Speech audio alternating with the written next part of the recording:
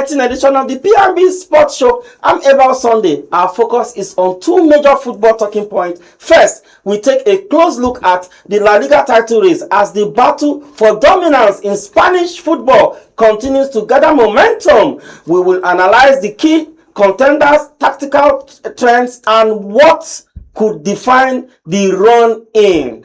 Well, also, we turn our attention to international football as we break down the Afcon quarter-finals encounter between Nigeria and Algeria, assessing the tactical approach, key moments, and overall implication of the game. Joining me virtually is our in-house analyst, Tom Aroko, and from the Center of Excellence, Lagos, Walter Odige. Grab your teacup because P&B Sports start now.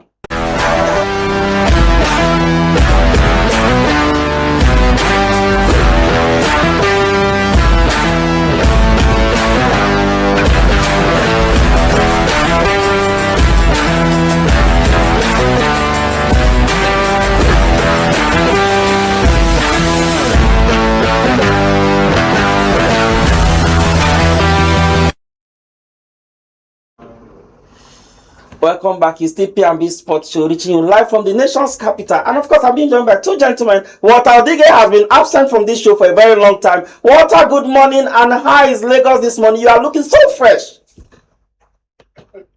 Good morning, Mr. Idel. Lagos is beautiful this morning. It's very on through the night, so we are having a very distinct weather this morning.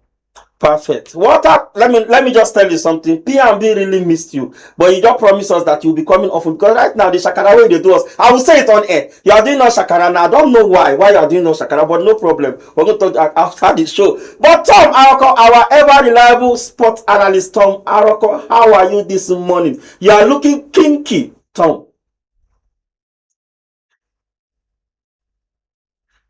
Tom, can you unmute yourself? We can't hear you. I said I don't want to look kinky. Good morning. I just want to look good. I want to look like Walter Odige, my belief brother. But you can't look like, you can only be Walter before you look like Walter. If you are not Walter, you can't look like Walter. All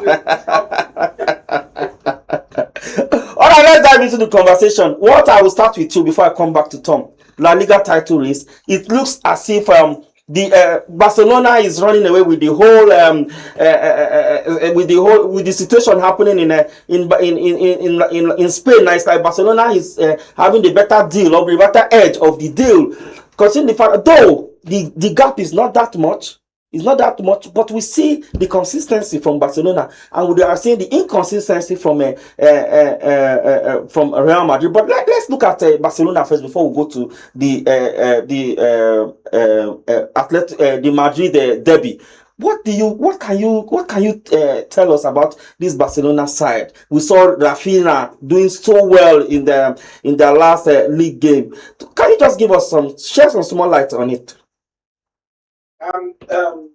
Thank you. It's the Barcelona team. It's a team that when the season started, we all have doubts about. We all have our worries and we all have our suspects. But they picked up in the past. I think the past 7-8 games, and that's because of the return of Rafinha. It was out for a very long time because we were all saying it that Barcelona have missed so many players through injury. Players that were crucial and important for them last season, they've been missing this season. Likes of Rafinha, Robert Lewandowski. They are still missing Gavi. Pedro was out at some point, and the defense were not fully the Barcelona of last season's defense at some point. So they struggled with injury at the beginning of the season. They had injury problems at the beginning of the season. But what they managed to do in the second half of the season for us, in the past 7, 8, 9, 10 games, they've been able to get some players back. Most importantly, they've been able to get Rafinha back, because I think that is one of the very important players for Barcelona. His focus is a player that has power and strength, and is a player that is determined to achieve great things. So after the El Clasico, Real Madrid were leading I think with 3 points. They were leading Barcelona with 3 or 4 points. I can't remember. But as we speak today, Barcelona is playing Real Madrid with 4 points and a massive 9 goal difference. So it's been a huge turnaround. It's been a huge turnaround, and they are my favorite to win the La Liga title. Not because I don't believe they will lose. I think they will lose so at some point. They will draw at some point, but because Real Madrid, on the other hand, are just so inconsistent. Real Madrid, I think if the team would lose more than win, or if the team would draw more than win, it's going to be Madrid because they are so inconsistent. Apart from them being inconsistent, they are a side that 1 week new trouble, 1 week another trouble. Today they are without Pape, tomorrow Vini is having a problem. So, but overall, I just think Barcelona will edge Madrid in the La Liga title race. Okay, well said, Walter. Let me come to you, Tom. Alonso's men, Alonso's men getting having a injury at the back because the back line. I know they have a whole lot of injuries. At the point they have red cards and stuff like that. So many worries. But do you see Alonso's coming out strong in this season? And of course, they're still in the Champions League race. They're still in the La Liga. There's no doubt about it. They're still in Copa del Rey. Yeah, with all these competitions put together, do you see Alonso's really coming out there to steady the ship? Considering the fact that Alonso and NC Flix, they both coach in Bundesliga in Germany, so I think they understand themselves well. They know themselves very, very well. But do you think Alonso can take Real Madrid to the promised land? Basically, I think with the performance from yesterday, in my own opinion, I think it's going to be very difficult. It is possible, but it is very, very, very, very difficult. Because when you look at the way they played yesterday, to me, I think they played really conservative, especially when you looked at the fullbacks. Then when you look at the way they also had good aerial draws, they also had some attacks that they attempted. But Atletico Madrid played better. Yes, it's a Madrid side as well. But come on, I think Real Madrid could have played a lot better. I agree with what Walter said. You cannot be playing like this and you say that we should expect you to beat a Barcelona side or to get us as many cups as some Real Madrid fans will expect this season. Because yesterday was to me, some people smiled at it, but to me it was it was a big issue for them. Because when you look at an Atletico sides that were too passive to me, and it was like they kept dropping deep instead of them sustaining pressure. So when you see an Atletico side playing like that, you only expect a Real Madrid side to want to press. Then also a side that relied a lot on Griezmann. You are playing against a side that is relying a lot on Griezmann, and like I said, they kept dropping deeper because of the pressure. But you could not even use the opportunities that you even have, and that is a very, very big problem. Because when you look at the way it was played yesterday, you could see that the wing backs for Atletico Madrid, they actually kept going deep. So it's like everybody was just going deep, and they were mostly like, okay, at this point, let's just play defense. Then you have wingers that you are not even using to apply pressure on an Atletico side that is playing deep. That to me was just utter devastating on the Real Madrid side, and I feel that Real Madrid could have actually played a lot better. But left to me, Real Madrid has shown that they are an inconsistent side. They are not able to keep their form, and they are literally playing the whole Manchester City have been playing in the EPL. A side that plays bad, starts playing well later on, and continues with their bad playmaking. I think left to me is just that Real Madrid were just lucky to win that matches. So I think this season they are not up to par with what they usually have, especially with the injuries that they have. Okay, well said, Tom. Let me come back to Walter. Tom said something. I don't know if you agree with that. He said that Real Madrid played badly yesterday, but you will agree that it's that same team that beat Real Madrid 5-2 this same season, and then getting a result out of that team. I think, to be honest, you have to give them kudos to that because the Atletico Madrid type is not a small team at all. So let me hear from you, Walter. I don't know if you agree with Tom on that regard. Yeah, I agree. Madrid were not on their prayer best yesterday, but one thing they did very well, they were able to contain Atletico Madrid. Unlike the first time they met this season in La Liga, the Atletico Madrid they couldn't contain them because Atletico Madrid went riot by scoring those 5 goals. So Madrid have improved from that game against Atletico Madrid specifically because maybe they were able to say, okay, you know what, let's not go punching for punching with against Atletico Madrid. Let's not make it a war. Let's not fight them. Let's not go war for war. Let's take them. Let's stay at the back. Let's try and defend. Let's try and plan out, get our defensive patterns right. And that's what they did yesterday. So Atletico Madrid had more shots. In the first time alone, Atletico Madrid had 10 shots compared to Real Madrid 4 shots. But Madrid scored the only goal in that first half. It was same similar routine in the second half. So Atletico Madrid were all over the places. They were coming to Madrid. But luckily for Madrid, they won the game. And I think it was down to pure defensive brilliance because I also saw it that, the first leg we made crucial, we made important mistake because we believed we are Real Madrid and they are Atletico Madrid, so we should go for them. So they went attacking, and Atletico Madrid also went attacking, and it didn't end well for Real Madrid. Like I said earlier, 5-2, that was a disastrous and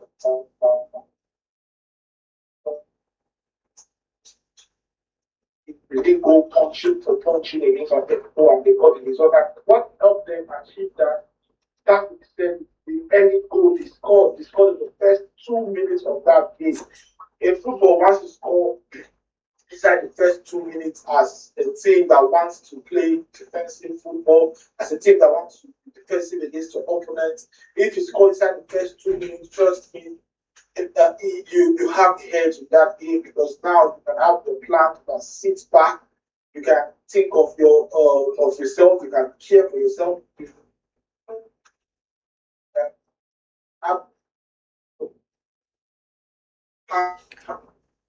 Okay. So yeah, it was a good victory for Real Madrid and the attack played out very well. We played they were back and stayed in the defense, and it worked for them. Okay, fine. That well said, Walter. But of course, Tom have said his own, and also Walter have also said his own. But all this time, I think basically me, for my own opinion, if you ask for my opinion, I will tell you that any tactics you use to win a game, I think is the best way. At the end of the day, what really matters is the 3 points. So whether you play badly or you play superb, what matters at the end of the day is the 3 points. We'll be going on a very short break. When we return, of course, we'll come back home. They say charity begins at home, but of course, we started from Europe, but we're coming back home now to end from home. The quarterfinals, we'll be telling you everything about the quarterfinals game that will start today, and also Nigeria taking Algeria tomorrow. Don't go anywhere. We'll be right back.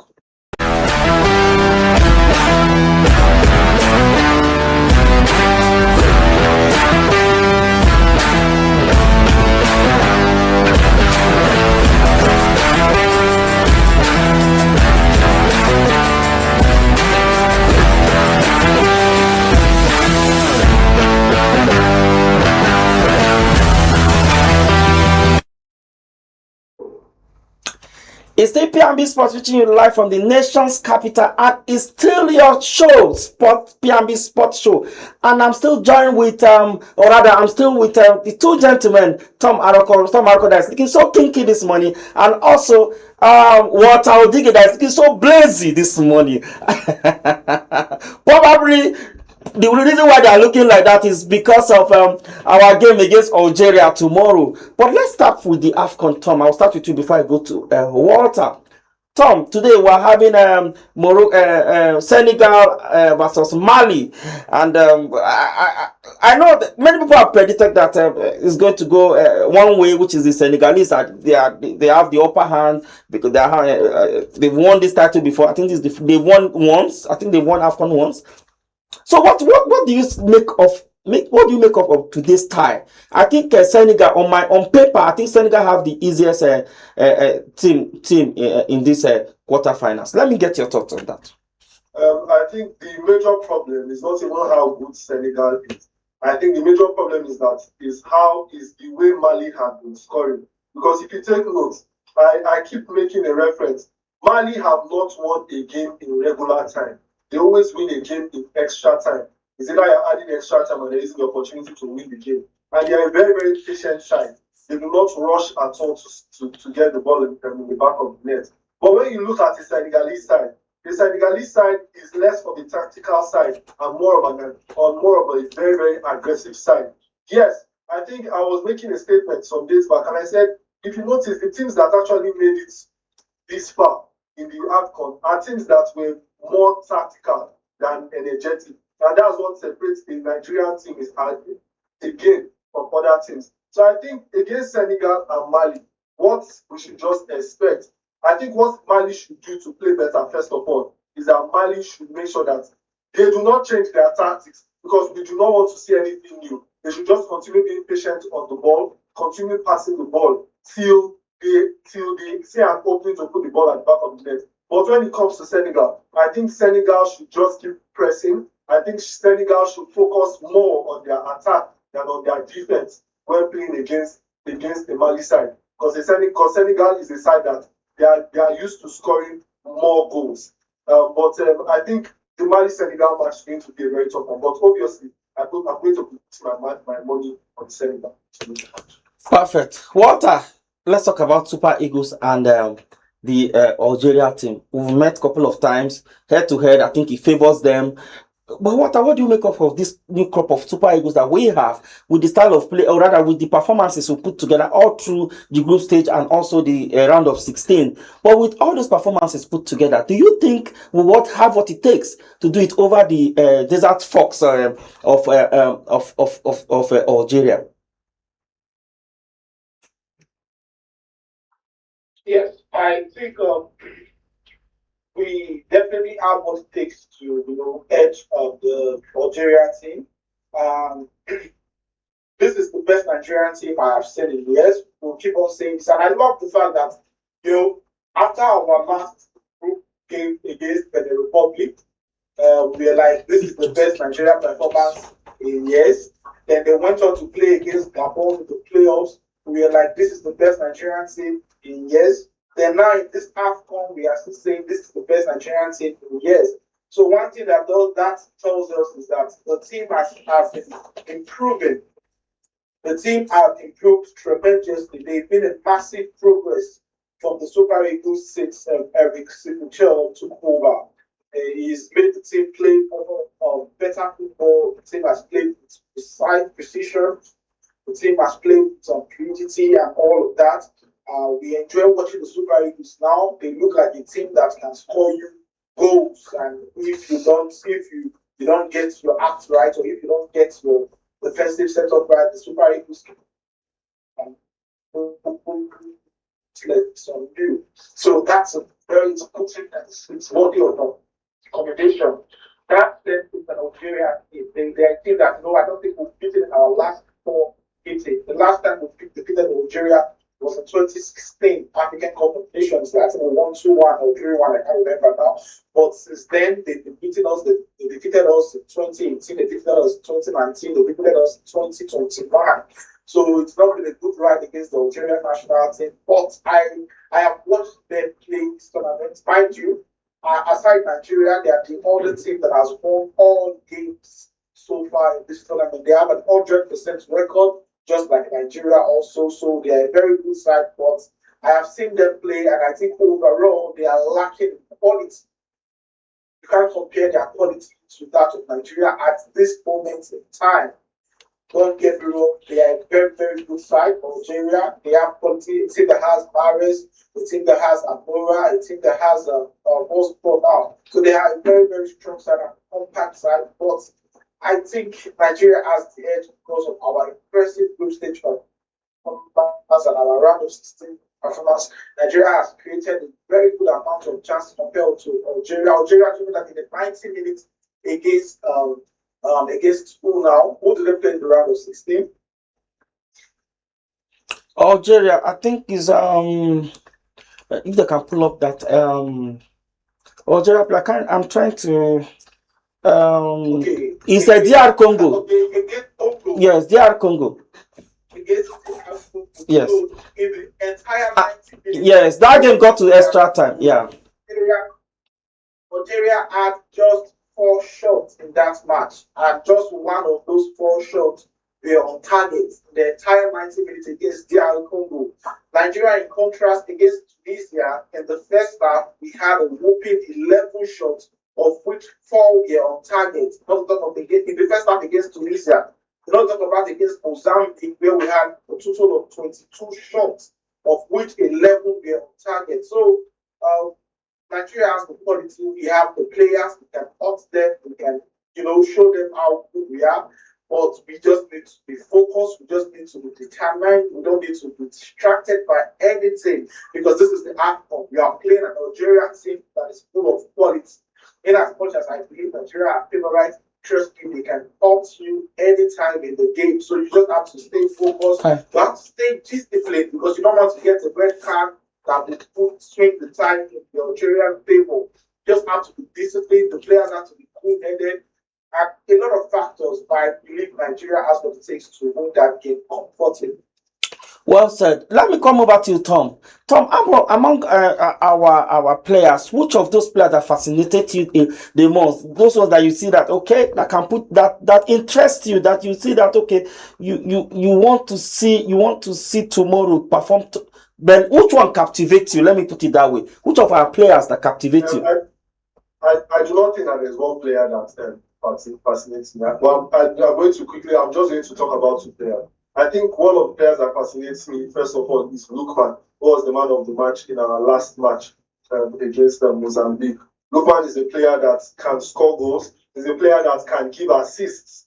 He has full control of the ball. And when you could see in our attacking lineup, you could see that Lookman starts kind of deep in the middle of our attacking lineup. And all of a sudden, you could see that he was switching with Osimhen, and they keep switching lanes and running back. Then also, when you talk about another player, I think another player that's been fascinating me for a long time, and I've been talking about for a very, very long time, is Iwobi.